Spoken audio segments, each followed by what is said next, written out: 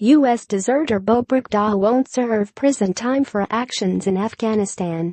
U.S. Army Sergeant Bowe Bergdahl has been spared prison time for endangering fellow troops when he deserted his post in Afghanistan in 2009, but a military judge ordered he should be dishonorably discharged from the service. Bergdahl was captured by the Taliban and spent 5 years under brutal captivity by the insurgent group. He had faced up to life in prison after pleading guilty to desertion and misbehaviour before the enemy. The 31-year-old Idaho native trembled in a military courtroom at Fort Bragg, North Carolina, as he waited to hear his punishment. Army Colonel Jeffrey Nance delivered the sentence in a hearing that lasted just 2 minutes and didn't comment on his decision.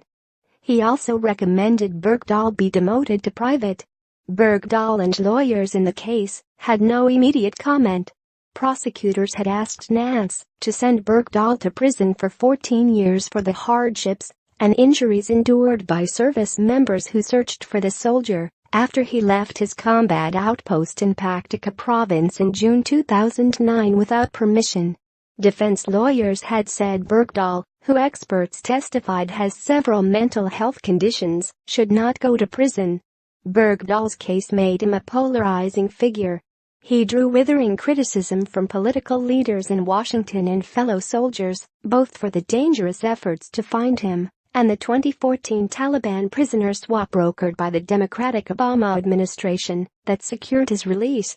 During his successful campaign for the presidency last year, Republican Donald Trump called Bergdahl a no-good traitor who should have been executed. Nance, acting on a defense motion, ruled that Trump's comments had not influenced him nor affected Bergdahl's chances of a fair sentence, but said he would consider them a mitigating factor.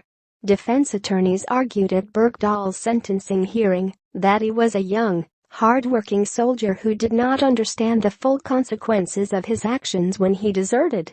Bergdahl, who has said he wanted to report problems in his unit, apologized in court this week for the suffering he caused his comrades and admitted he had made a horrible mistake. Prosecutors, however, said Bergdahl knew his disappearance would trigger alarm in the war zone.